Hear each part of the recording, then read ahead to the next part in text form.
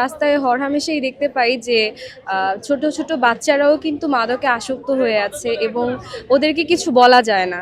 তো আমাদেরকে আগে ছোট থেকে ছোট বয়সের বাচ্চাদের থেকে শুরু করতে হবে, যে ওদেরকে একটা প্রপার ট্রেনিং দিতে হবে যে এইটা যদি তারা করে তাহলে ওদের কি ক্ষতি হচ্ছে, প্লাস ওরাও অনেক সময় ওদের দীর্ঘজীবী লাইফটাকেও স্মল করে ফেলছে। করোনা বা যে কোনো ভাইরাসের এগেইনস্টে ফাইট মানি ব্যাকট্রলের লেফট রাইট। সো ওই জায়গা থেকে ওদেরকে এই জিনিসগুলো বোঝাতে হবে, রিয়েলাইজ করাতে হবে, এবং অবশ্যই যারা মাদক বিক্রেতা বা পাচারকারী এদেরকে আইডেন্টিফাই করে এদেরকে ওই বাংলাদেশের যে প্রশাসন আছে তাদের হাতে তুলে দিতে হবে এবং তাদেরকে উপযুক্ত ব্যবস্থা নিতে হবে। ফ্যামিলি থেকে গাইডলাইন্স না পেয়ে অনেক ছেলে মাদকাসক্ত হয়ে যায়, অনেকে ফ্যামিলি দারিদ্র হওয়ার কারণে মাদকাসক্ত হয়ে যায়।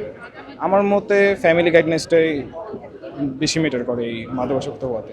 জাতীয় সংসদের বিভিন্ন সংসদ সদস্যবৃন্দ আমাদেরকে একটা আহ্বান জানাচ্ছে যে আমাদের এই মাদকের যে অপব্যবহার বা মাদকের একটা করাল গ্রাস থেকে এই জাতিকে উদ্ধার করা খুব জরুরি। তো সেক্ষেত্রে আমাদের মাদকদ্রব্য নিয়ন্ত্রণ অধিদপ্তর হলো এই কার্যক্রমের নোডাল এজেন্সি। আমরা চেষ্টা করে যাচ্ছি তিনটা ফ্রন্টে কাজ করতে। একটা হলো গিয়ে আমাদের জনগণকে সচেতনতার মাধ্যমে তাদেরকে মাদক থেকে দূরে রাখা এবং তাদের পরিবারকে দূরে রাখার এরকম একটা প্রয়াস আমরা চালিয়ে যাচ্ছি। তারই অংশ হিসেবে আজকের এই দিবসের বিভিন্ন র্যালি করেছি আমরা। আপনারা খেয়াল করে দেখেছেন প্রায় 4000-এর উপরে আজকে আপনার উপস্থিতি আছে র্যালিতে। তাদেরকে দিয়ে আমরা সমস্ত বাংলাদেশের 64টি জেলায় এবং 8টি বিভাগীয় শহরে একই স্টাইলে আমরা সচেতনতা তৈরি করতেছি এবং শিক্ষা প্রতিষ্ঠানগুলিতেও এই দিবসটা পালন করা হচ্ছে।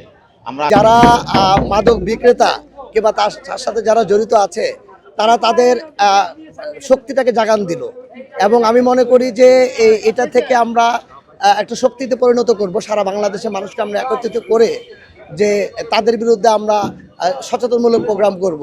আমরা কখনো ট্রাফিকিং করব না, ট্রাফিকিং করবো আইন প্রয়োগকারী সংস্থা।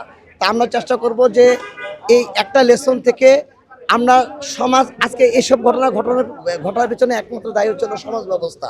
আমরা সমাজে সকলে একত্রিত না। নিশ্চয়ই আপনি জানেন যে যারা গুলিটা করেছে তারা কোনো না কোনোভাবে পালিয়ে গেছে। পালিয়ে যাওয়ার একমাত্র কারণ হলো আমরা সকলে সমাজ থেকে বিচ্যুত। আমরা যদি সমাজে সকলে দলবদ্ধ থাকতে পারি তাহলে ইনশাল্লাহ আমরা এটাকে প্রতিরোধ করতে পারবো।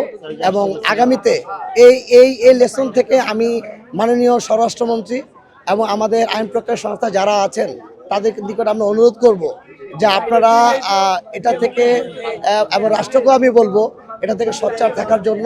আর পাশাপাশি সারা বাংলাদেশের প্রতিটা মানুষকে, প্রতিটা সমাজ ব্যবস্থায় আমরা যারা বসবাস করি সকলকে আমি সচেতন এবং একত্রবদ্ধ থাকার জন্য আমি অনুরোধ